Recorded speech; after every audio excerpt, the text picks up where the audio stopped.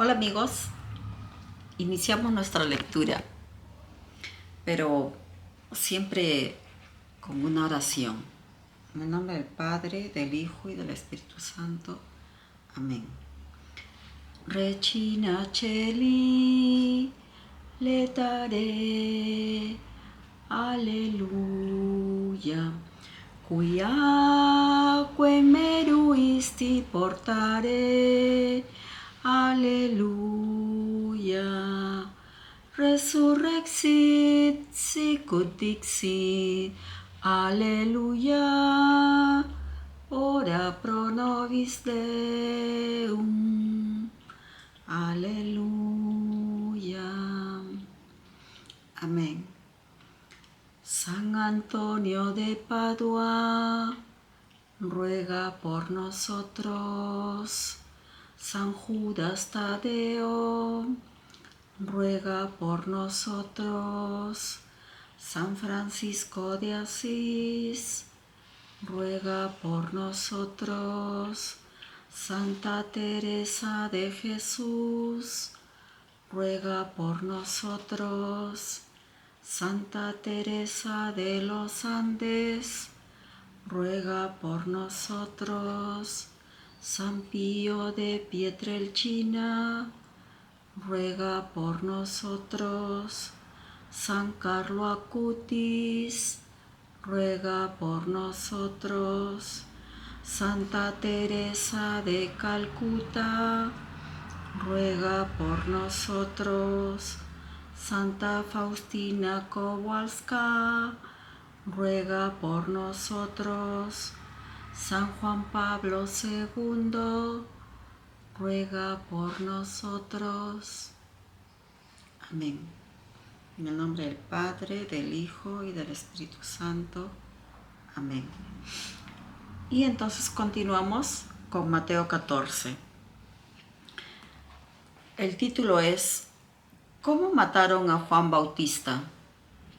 Por aquel tiempo, el rey Herodes tuvo noticias de la fama de Jesús y dijo a sus allegados: es Juan Bautista. Juan ha resucitado de entre los muertos y por eso los poderes milagrosos actúan en él.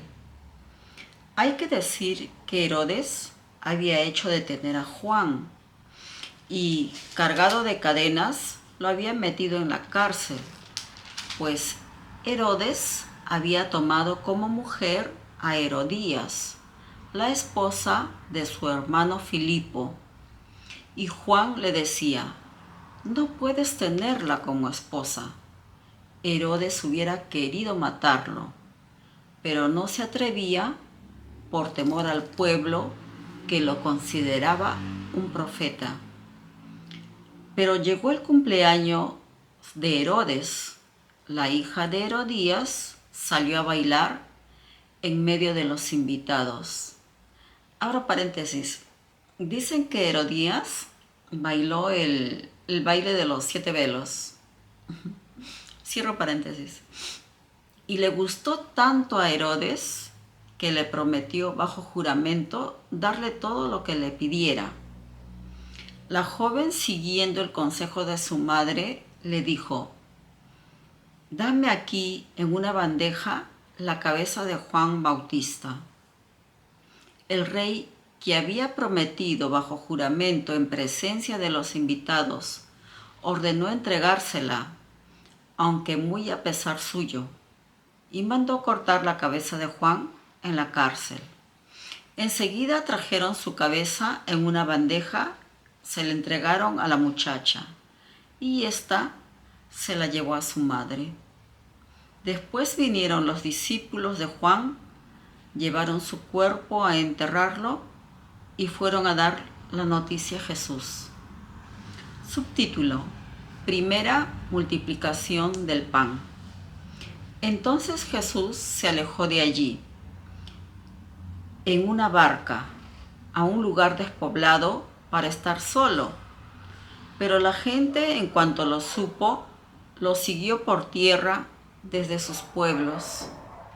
Jesús, al desembarcar y ver a tanta gente reunida, tuvo compasión y sanó a los enfermos. Al caer la tarde, sus discípulos se le acercaron para decirle: estamos en un lugar despoblado y se hace tarde. Pide a esta gente que se vaya a las aldeas y se compre algo para comer. Pero Jesús les contestó: no tienen necesidad de irse, denles ustedes de comer. Ellos respondieron: no tenemos más que 5 panes y 2 pescados. Jesús les dijo: tráiganlos. Entonces manda sentarse a todos en la hierba. Toma los 5 panes y los 2 pescados. Levantando los ojos al cielo, pronunció la bendición. Parte los panes y los entrega a los discípulos para que se los repartan a la gente. Y todos comieron hasta saciarse. Se recogieron 12 canastos llenos de los pedazos que sobraron. Los que comieron fueron unos 5,000 hombres, sin contar las mujeres ni los niños. Acá termina lo que es la primera multiplicación del pan. Abro paréntesis solo un momentito. ¿Y por qué sobraron 12 canastos de panes? Porque es el número 12 de los 12 discípulos. Por un simbolismo, los 12 canastos sobraron por el número 12 de los 12 discípulos. Y vamos a ver en la Biblia puro simbolismo, todo es simbolismo. El número 12, el número 7, 40, el número 3, por ejemplo. 3 días, al tercer día resucitó, 3 días en el vientre de la ballena, 40 días en el desierto. También el número 7 es que para la Iglesia Católica el número 7 es un número muy perfecto, porque es como el número que cierra un círculo, porque en el Antiguo Testamento Dios hace la tierra en 6 días, construye todo en 6 días, pero al 7º día descansa, o sea, culminó y cerró su ciclo. Por eso el número 7 es tan importante para la Iglesia Católica. También son los 7 sacramentos y así. Bueno, cierro paréntesis. Subtítulo: Jesús anda sobre las aguas del lago. Inmediatamente después, Jesús obligó a sus discípulos a que se embarcaran y fueran a esperarlo a otro lado, mientras él despedía a la muchedumbre. Una vez que los despidió, subió solo a un cerro a orar. Al caer la noche, estaba allí solo. Entretanto, la barca estaba ya muy lejos de tierra, sacudida fuertemente por las olas, porque soplaba viento en contra. De madrugada fue Jesús hacia ellos, caminando sobre el mar.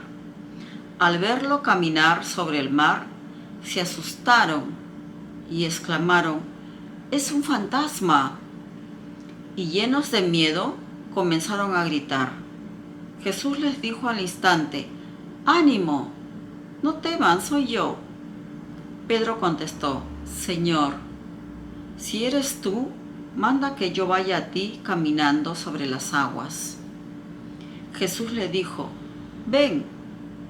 Pedro bajó de la barca y caminaba sobre las aguas para llegar a Jesús, pero al fijarse en la violencia del viento, tuvo miedo y comenzó a hundirse.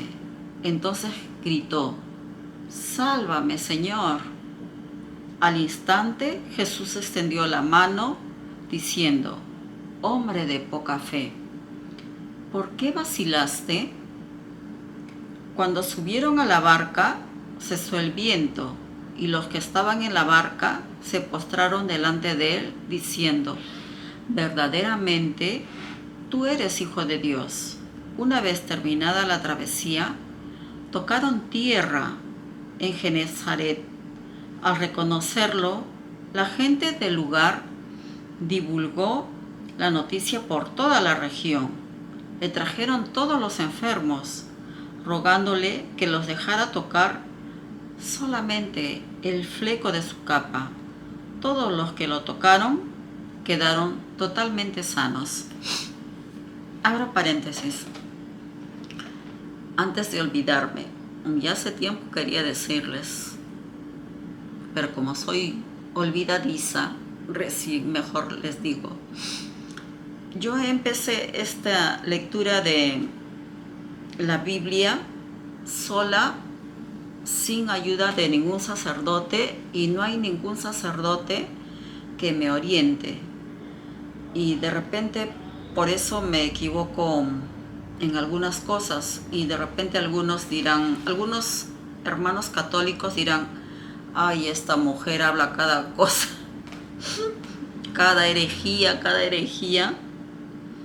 Bien, esto lo digo porque no quisiera que le estén de repente pensando: y su párroco no le orienta, o no sé, pero yo lo hago sola, no sin orientación, porque mi párroco no tiene tiempo, y yo tampoco puedo ir a la parroquia porque trabajo y salgo a las 6:30, o si no, salgo de trabajo a las 7:20. Inclusive ya no puedo ir a misa. Antes iba a misa todos los días en la tarde, ¿no? A las 6 o a las 7. Pero como trabajo no me acerco mucho a la parroquia.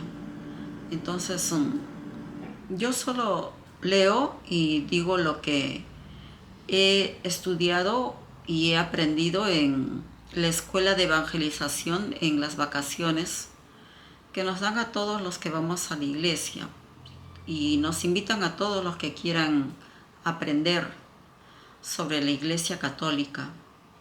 Y yo recuerdo de eso un poco, y también leo aquí la Biblia, la parte de abajo, y de eso es lo que les leo y les explico. Pero si me equivoco, yo no quiero que le echen la culpa a mi párroco, porque mi párroco no tiene la culpa de nada. Y también esto, aquí donde Jesús anda sobre las aguas del lago, hay que tener en cuenta que los otros discípulos no le dijeron a Jesús: manda que yo vaya a ti y que camine sobre las aguas. El único que dijo eso fue Pedro, y Pedro caminó sobre las aguas. Hay que rescatar esa vivencia que tuvo Pedro de poder caminar sobre las aguas igual que Jesucristo. Y en un momento tuvo temor al ver la fuerza de las olas, tuvo temor. Y es por eso que se empieza a hundir. Pero Jesucristo le da la mano, y ese dar la mano es que Jesucristo siempre nos da la mano a todos, porque todos somos como Pedro, todos somos Pedros, que muchas veces creemos y a las finales se nos va la fe. Hay momentos de nuestro desierto. Vivimos nuestro desierto, la sequedad del desierto, la sequedad de la fe, que hay veces es como cuando uno está orando y no sientes nada. Y ahí es como que si estuvieras masticando un corcho. Pero hay veces cuando estás orando y es la conversación tuya con Dios, te sientes como en el cielo. Pero tan igual como te sientes como en el cielo, hay veces te sientes como si es así seco como el desierto, como que Dios no te escucha. Y uno dice, Señor, ¿dónde estás? Señor, escúchame. Porque no sientes ese espíritu, esa fuerza que uno siente cuando ora. Y cuando Dios te escucha, uno siente que Dios te escucha. Y cuando Dios no está, también uno siente así un desierto, una soledad. Cierro paréntesis. Subtítulo: Mandatos de Dios y enseñanzas de hombres. Entonces se acercaron a Jesús algunos fariseos y maestros de la ley que habían venido de Jerusalén y le dijeron: ¿Por qué tus discípulos no respetan la tradición de los antiguos? En efecto, no se lavan las manos antes de comer. ¿Y ustedes? Replicó Jesús. ¿Por qué quebrantan un mandamiento de Dios en nombre de sus tradiciones? Pues Dios dijo: cumple tus deberes con tu padre y con tu madre, y el que maldiga a su padre o a su madre debe ser condenado a muerte. En cambio, ustedes afirman que un hombre puede decir a su padre o a su madre: no puedo ayudarte, porque todo lo mío lo tengo destinado al templo. En este caso, según ustedes, estas personas quedan libres de sus deberes con su padre y su madre. Y así, ustedes han anulado la orden de Dios en nombre de sus tradiciones. Hipócritas, Isaías profetizó exactamente de ustedes cuando dijo: este pueblo me honra con la boca, pero su corazón está lejos de mí. El culto que me rinde no sirve de nada, y sus enseñanzas no son más que mandatos de hombre. Y aquí abro paréntesis. Y aquí hay que rescatar mucho que el que honra al padre y madre tendrá larga vida, pero en aquel entonces los judíos no ayudaban mucho a sus padres porque decía: todo lo que yo tengo es para el templo, es para el sacrificio, para llevarlo al templo. Y por eso es que los ancianos, la gente no se podía quedar sola, porque si no llegaban ancianos y andaban mendigando, aun cuando tuvieran un hijo. En aquella época los judíos eran así, pero felizmente que ahora ya sabemos que, y mucha gente dice, ¿no? A nuestros padres todo en vida, todo en vida. Veo, por ejemplo, a mis amigos que el Día de la Madre han sacado a su madre a almorzar, a pasear, porque ese es el pensamiento nuevo, porque Cristo les está diciendo hipócritas a los fariseos, porque son los padres que nos dieron la vida, y a ellos cuando son ancianos es cuando más necesitan de nosotros. Cierro paréntesis. Mancha al hombre lo que sale de él. Después Jesús hizo acercarse a la gente y les dijo: escuchen y entiendan. lo que entra por la boca no hace impuro al hombre, pero sí mancha al hombre lo que sale de la boca. Entonces los discípulos se acercaron y le dijeron: ¿Sabes que los fariseos se escandalizan al oírte hablar así? Jesús respondió: Toda planta que no haya plantado mi Padre Celestial será arrancada de raíz. Déjenlos, son ciegos que guían a otros ciegos, y un ciego que guía a otro ciego, los dos caerán en un hoyo. Pedro, tomando la palabra, le dijo: Explícanos esta comparación.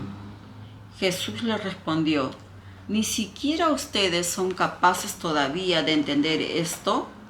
¿No comprenden que todo lo que entra por la boca va a parar al vientre y después sale del cuerpo? Mientras que lo que sale de la boca viene del corazón. ¿Y eso es lo que hace impuro al hombre? En efecto, del corazón proceden los malos deseos: asesinatos, adulterios, inmoralidad sexual, robos, mentiras, chismes. Esas son las cosas que hacen impuro al hombre. Pero comer sin lavarse las manos, eso no hace impuro al hombre. Abro paréntesis. Los judíos siempre andaban lavándose las manos. Por eso, ¿se acuerdan? En las bodas de Canaán habían 6 tinajas de piedra llenos con 100 litros de agua, porque ellos siempre se tenían que purificar, o sea, se tenían que lavar las manos, la cara, los pies. Eso es lo que hacía un judío para limpiarse y para purificarse.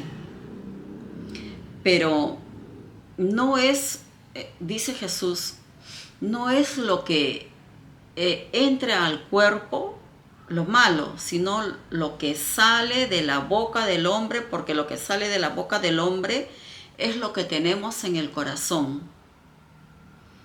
Y muchas veces conocemos a las personas cómo se expresan.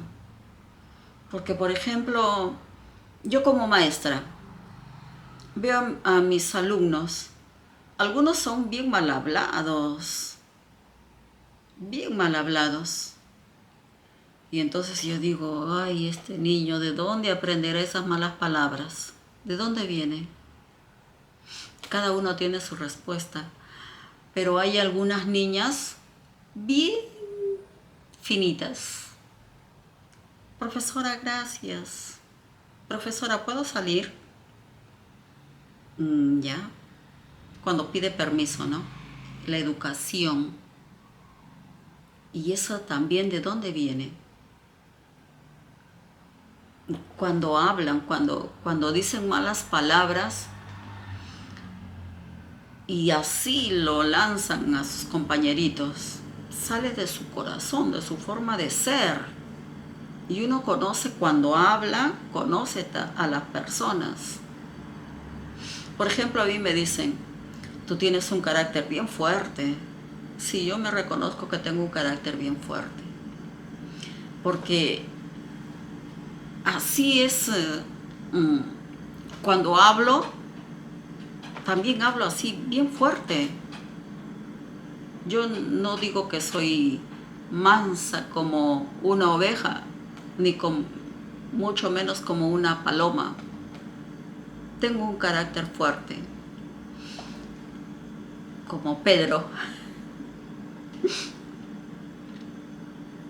No, de repente no debería de compararme a San Pedro.